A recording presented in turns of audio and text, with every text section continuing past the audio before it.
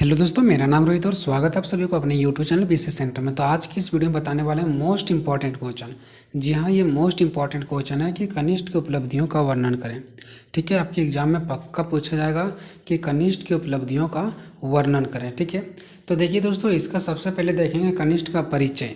कनिष्ठ का परिचय, उसके बाद हम देखेंगे इसका उपलब्धियों का वर्णन करें। ठीक है, तो कनिष्ठ से रिलेटेड किसी भी तरीके से क्वेश्चन आ जाता है, आपको हर एक क्वेश्चन में ये आंसर आपको हेल्प करेगा। ठीक है, तो और भी क्वेश्चन पाने के लिए आप चैनल को सब्सक्राइब कीजिए, दोस्तों में शेयर कीजिए। जो भी यहाँ पे कंटेंट मिलता है 100% रियल, ठीक है, एंड आपको बहुत ही सिंपल एंड सरल लैंग्वेज में आपको देखने को मिलेगा। ठीक है, देखिए कनिष्ठ का परिचय, सबसे पहले जानेंगे कनिष्ठ का परिचय।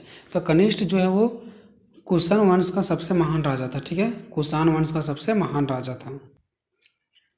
ठीक है, जो कुषाण वंश था ना, उसका सबसे महान राजा था कनिष्ठ।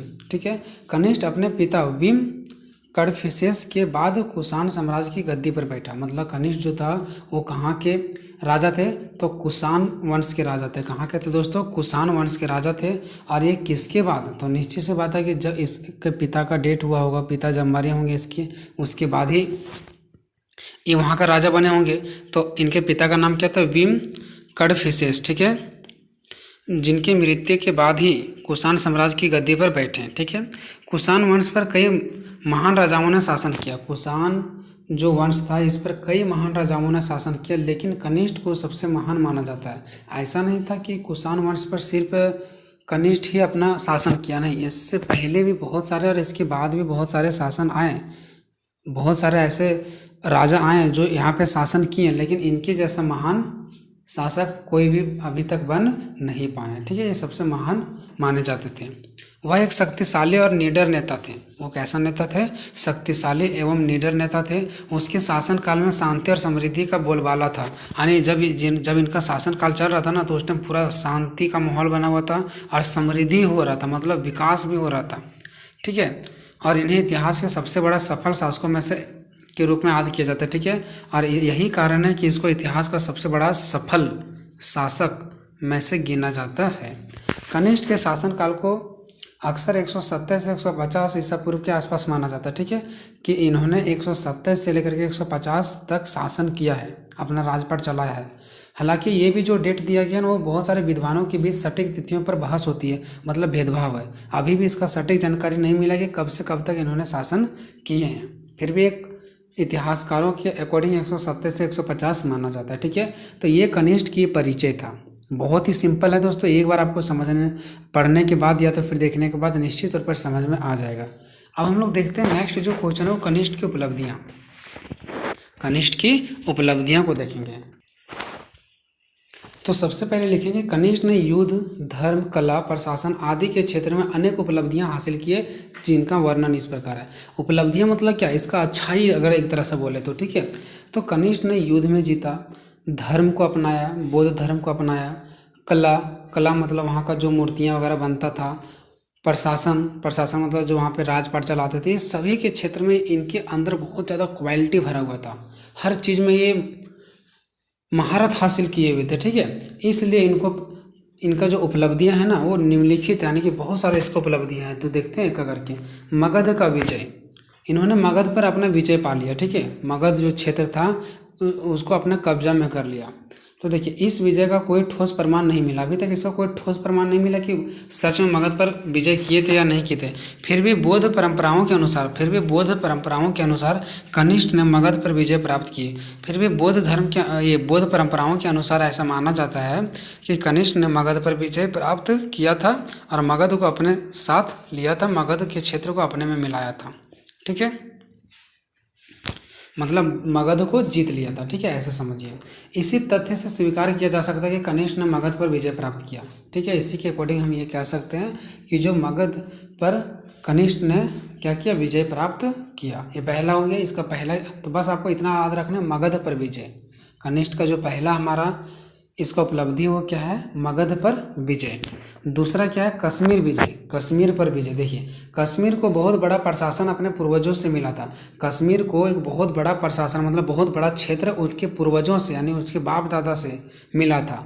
यानी कश्मीर को क्या मिला था, एक बड़ा सा उसके दादाजी या तो फिर उसके पहले के लोग बड़ा सा क्षेत्र इनको दे करके गए थे, प्रशासन, ठीक है, बहुत बड़ा प्रशासन दे करके गए थे। लेकिन अधिकांश भाग जो वो आ रहे थे ना, वो बाहर था, यानी भारत से बाहर आ रहा था, ठीक है।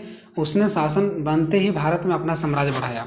मतलब कश्मीर का बात चल रहा है कि कश्मीर को बहुत बड़ा प्रशासन उनके पूर्वजों ने दे करके गए थे, ठीक है, जिनका अधिकांश भाग जो क्षेत्र दे करके गए थे कश्मीर को, जिनका कश्मीर का अपना था, वो अधिकांश भाग भारत से बाहर था। अधिकांश भाग जो था वो कश्मीर में नहीं, कश्मीर से बाहर था। और जैसे ही यहाँ पे ये जो कनिष्ठ हमारे राजा हैं, शासक हैं, जैसे ही अपना शासन व्यवस्था में आते हैं, जैसे ही वो शासक बन जाते हैं, वो अपना भारत में अपना साम्राज्य बढ़ा देते हैं, ठीक है, ठीक है। मतलब जो भारत से बाहर जो क्षेत्र जा रहा था ना, वहाँ तक भारत को बढ़ा करके कर दिया, ठीक है। कौन? यही कनिष्ठ, ठीक है दोस्तों। नेक्स्ट चलते हैं चीन से युद्ध, ठीक है दोस्तों, चीन से युद्ध। अभी यहाँ पे समय हो रहा है दोस्तों, मैं आपको दिखा देता हूँ, 11 बज रहे हैं, रात के 11 बज रहे हैं, ठीक है। रात के 11 बजे वीडियो बना रहा हूँ जाग करके, नींद पूरा, मतलब कि जो दिन रात वीडियो बना रहे हैं ना, उसकी वजह से बहुत सारा नींद आ रहा है, फिर भी वीडियो बनाना पड़ रहा है, ठीक है। चीन से युद्ध। अब देखिए चीन से जब युद्ध हुआ ना, तो उसमें भी इन्होंने क्या कर गए, वहाँ पे जीत गए। सबसे बड़ा इनका उपलब्धि तो यही है कि चीन से भी ये युद्ध जीत गए। तो कनिष्ठ द्वारा चीन विजय सबसे महत्वपूर्ण विजय मानी जाती है। कनिष्ठ के पूर्वज चीन को वार्षिक कर देते थे, यानी कि जो कनिष्ठ के पूर्वज थे ना, यानी कि जब कनिष्ठ नहीं आए थे तो कनिष्ठ से पहले भी तो इसके बाप दादा होंगे ना, तो वो क्या करते थे, चीन को वार्षिक, मतलब हर एक साल में कर देते थे, टैक्स देते थे चीन को। लेकिन जैसे ही कनिष्ठ ने शासक बन गया, कर देने से इनकार कर दिया, फलस्वरूप दोनों में युद्ध हो गया, चीन में और यहाँ पे कनिष्ठ में, ठीक है।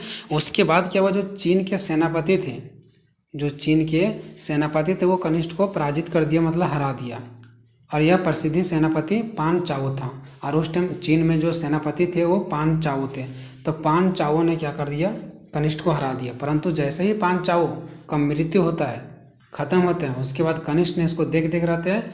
और जैसे ही उनका सेनापति, जो चीन के सेनापति थे, उनका मृत्यु होता है, वैसे ही कनिष्ठ ने पुनः चीन पर आक्रमण कर दिया और चीन पर विजय प्राप्त कर लिया। इसको कहते हैं हौसला, इसको कहते हैं बदला, ठीक है। चलिए नेक्स्ट है बौद्ध धर्म का प्रसार, ठीक है। इन्होंने बौद्ध धर्म को जोर शोर से प्रचार किया, ठीक है। अब इसको इसका उपलब्धि में अच्छाई में इसलिए जोड़ा गया क्योंकि बौद्ध धर्म बहुत ही अच्छा धर्म था, ठीक है। और उनको इन्होंने क्या किया, फॉलो किया, उनको बढ़ाया, उनका प्रचार प्रसार किया, इनको सच्चा माना, इनको सही माना, ठीक है। इतना बड़ा शासक होते हुए भी बौद्ध धर्म को अपनाया, ठीक है। उसने बौद्ध धर्म स्वीकार किए और उसी समय उसके ही काल में बौद्ध धर्म 2 शाखाओं में बट गया, एक हीनयान और एक महायान, ठीक है। एक हीनयान और एक महायान। महायान कौन थे, वो लोग आते थे महायान में जो मूर्ति का पूजा पर विश्वास करते थे, और जो मूर्ति के पूजा पर विश्वास नहीं करते थे वो हीनयान हो गया। पहले तो बौद्ध धर्म एक ही थे, लेकिन बाद में क्या हुआ, 2 भाग में बट गए। जब ये हमारा आए थे कौन शासक, कनिष्ठ, ठीक है। तो हीनयान और महायान बट गए। कनिष्ठ ने महायान शाखाओं को अपनाया, ठीक है। तो कनिष्ठ ने कौन सी शाखाओं को अपनाया, महायान को अपनाया, ठीक है। उसने इसके प्रचार के लिए निम्नलिखित कार्य किए। अब जो कनिष्ठ थे वो बौद्ध धर्म को प्रचार करने के लिए दूसरे देश में, ताकि इसका प्रचार हो, ये बढ़े फूले, ठीक है, इसके लिए इन्होंने बहुत सारे कदम उठाए। देखिए पहला, कनिष्ठ ने विदेशों में प्रचारक भेजे, मतलब विदेशों में प्रचारक भेजे, मतलब प्रचार करने वाले व्यक्तियों को विदेश में भेजे, जिसके फलस्वरूप बौद्ध धर्म मध्य एशिया में फैल गया, चीन में फैल गया, जापान आदि जैसे देशों में फैल गया और बौद्ध धर्म का बोलबाला होने लगा, इनका विकास होने लगा, ये दूर दूर तक इनका पहुंच होने लगा, ठीक है। तो कनिष्ठ ने विदेशों में भी प्रचारक भेजा, ने प्रचार करने वालों को भेजे, ठीक है। नेक्स्ट है दूसरा, कनिष्ठ ने बुद्ध की मूर्तियां बनाकर देश के विभिन्न भागों में स्थापित करवाए। यानी कनिष्ठ ने क्या किया, बुद्ध की मूर्ति बना लिया, ठीक है। बुद्ध की जो थी मूर्ति उनको बना करके अलग अलग देशों में स्थापित कर दिया, लगा दिया, ताकि लोगों का पहचान बढ़े इससे, ठीक है, लोग इसको पहचान सके, इससे बौद्ध धर्म का विकास हो सके, जिसके कारण जनता में महात्मा बुद्ध के प्रति श्रद्धा बढ़ी और बौद्ध धर्म अपनाने लगे लोग। तीसरा, उसने कश्मीर में 4थी बौद्ध सभा का आयोजन किया। उन्होंने क्या किया, जो कश्मीर में 4था बौद्ध सभा का आयोजन भी करवाया, ताकि बौद्ध धर्म का क्या हो, प्रचार हो। यहाँ बौद्ध धर्म के नियमों को सरल बनाया गया ताकि लोग आसानी से इनके बारे में जान सकें। नेक्स्ट है चौथा पॉइंट, अशोक की भांति कनिष्ठ भी बौद्ध भिक्षुओं को सहायता के रूप में बहुत सारा धन भी दिए। देखिए अशोक, इसके पहले जो अशोक थे ना वो भी बौद्ध धर्म में जो भिक्षु लोग इसका प्रचार प्रसार करने में अपना मेहनत वगैरह लगाते थे ना उनको पैसा दे देते। ठीक ऐसे ही कनिष्ठ भी बौद्ध धर्म के जो भिक्षु लोग थे ना, जो भिक्षुओं को सहायता के रूप में बहुत सारा धन दिया करते थे। भिक्षु लोग वो थे जो इनके प्रचार प्रसार में मदद करते थे, तो उन लोगों के लिए भी तो रोटी पैसा चाहिए ना। तो भिक्षुओं ने बौद्ध धर्म के प्रचार में योगदान दिया और भिक्षुओं को सहायता कौन देते थे? कनिष्ठ देते थे। ठीक है, क्योंकि वो लोग प्रचार प्रसार करते थे ना, मेहनत लगता था ना। नेक्स्ट, बौद्ध धर्म में सुधार करके उसको सरल बनाया गया। भिक्षुओं को कठोर जीवन पसंद नहीं था। जो भिक्षु लोग थे ना उसको कठोर जीवन पसंद नहीं था। अतः महायान शाखा का प्रचलन आरंभ हो गया। उसके बाद ही क्या हुआ? महायान आने लगा, क्योंकि भिक्षुओं को कठोर जीवन पसंद नहीं था, इसलिए महायान को अपना लिया गया। ठीक है, इस नई शाखा ने संस्कृत भाषा को अपनाया और बुद्ध की मूर्तियां बनाकर उसकी पूजा आरंभ कर दिया। उसके बाद क्या किया? मूर्ति का पूजा, क्योंकि आपको मैंने बता दिया महायान को अपनाया था इन लोगों ने। ठीक है, तो महायान में मूर्ति पूजा किया जाता था, तो मंत्रों को पढ़ने के लिए संस्कृत भाषा और मूर्ति का बना करके उसका पूजा करना ही शुरू कर दिए लोग। ठीक है, अब देखते हैं कला का विकास। कला मतलब मूर्तियां वगैरह बनाना। ठीक है, तो कनिष्ठ एक महान निर्माता भी थे, मतलब कोई भी चीज़ों का निर्माण करने के लिए इसके पास अंदर गुण था। लोगों से निर्माण करवाते थे, क्या निर्माण करना नहीं करना है। ठीक है, उसने अनेक नगरों की स्थापना किया, अनेक नगर की स्थापना किया, अलग अलग शहरों की स्थापना किया। उसके शासनकाल में अनेक प्रसिद्धि नगर बने, अनेक प्रकार की नगरें बनी और इन नगरों में सुंदर सुंदर मूर्तियाँ की कलाकृतियाँ स्थापित की गई, अलग अलग मूर्तियाँ बना करके स्थापित किए गए। छठा, साहित्य का विकास। साहित्य मतलब अनेक प्रकार के ग्रंथों वगैरह का रचना किया गया। ठीक है, तो कनिष्ठ के शासनकाल में बहुत सारे ग्रंथों की रचना हुआ।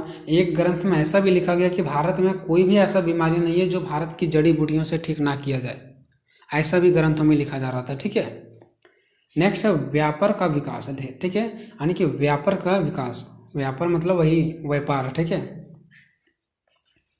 ठीक है, तो यहाँ पे व्यापार का क्या हो गया? हमारा विकास हो गया। ठीक है, तो देखिए कोई भी देश में ना अगर व्यापार का विकास होगा ना तो वो देश बहुत ही तेजी से आगे बढ़ता है। ठीक है, तो व्यापार का विकास होना बहुत ही जरूरी है। ठीक है, तो यहाँ पे जब जो कनिष्ठ का शासनकाल था ना तो उसमें भी क्या हो रहा था पता है? व्यापार का बहुत ही तेजी से विकास हो रहा था, जिसकी वजह से ना इनका उपलब्धि और बढ़ गया। ठीक है, तो कनिष्ठ का साम्राज्य बहुत ही विशाल था। इनका साम्राज्य जो था वो बहुत बड़ा विशाल था। ये बहुत ही एरिया में अपना शासन चला रहे थे। ठीक है, उसकी सीमाएं रोम, पर्थिया और चीन को छूती थी। इनकी जो सीमाएं थी ना, यानी कि जहाँ पे कनिष्ठ अपना शासन चलाते थे, तो इनकी क्षेत्र से जुड़ा हुआ कौन कौन थे? रोम, पर्थिया और चीन को छूती थी। इन दो क्षेत्रों को छूती थी, इसके अलावा और भी सारे क्षेत्रों को छूती थी। ठीक है, इन साम्राज्यों से व्यापार होना स्वाभाविक था और यही सब राज्यों से क्या होते थे? यही सब क्षेत्रों से, चीन से और रोम से, यहाँ से क्या होता था? व्यापार का आवागमन होता था, यानी कुछ सामान आता था, कुछ सामान जाता था। उसके काल में भारत में गर्म मसाले, उसी समय यानी कि कनिष्ठ के ही शासनकाल में भारत में गर्म मसाला, रेशम, बुद्ध की मूर्तियाँ, जड़ी बूटियाँ, मलमल, हाथी दांत आदि जैसे वस्तुएं निर्यात की जाती थी, मतलब दूसरे देश में भेजी जाती थी। ठीक है, विदेशों से भारत में सोना चांदी की वस्तुएं आयात होती थी, मतलब आती थी। ठीक है, ऊपर जो मैंने आपको बताया वो हमारे देश से जाती थी, निर्यात होती थी, और जो नीचे सोना चांदी से बनती थी वस्तुएं वो हमारे देश में आती थी। इस प्रकार से व्यापार का आवागमन होता था, आता था जाता था। ठीक है, बुद्ध की मूर्तियाँ मुख्यतः यूनान भेजी जाती थी। जो बुद्ध की मूर्तियाँ होती थी ना वो यूनान भेजा जाता था, जिनकी संख्या 1-2 हज़ारों में नहीं बल्कि लाखों में हुआ करती थी। ठीक है, सोचिए इसको इतना महान योद्धा क्यों माना गया, महान शासक क्यों माना गया? देखिए कितना तरीके से मैनेजमेंट करते हैं। ठीक है, उस टाइम इनके पास कितने अंदर गुण भरा हुआ था कि इतना अच्छा से मैनेजमेंट करते थे सब चीज़ों को, कि हमारा साम्राज्य कैसे विकास करेगा। तो इसके लिए व्यापार का भी विकास किए। ऐसा नहीं कि सिर्फ अपने बल को दिखाएं, उसके अंदर तो बल था ही था। वो चाहते तो अपना ज़िंदगी बहुत अच्छा से चला लेते। ठीक है, लेकिन नहीं, वो अपना गुण को दिखाएं।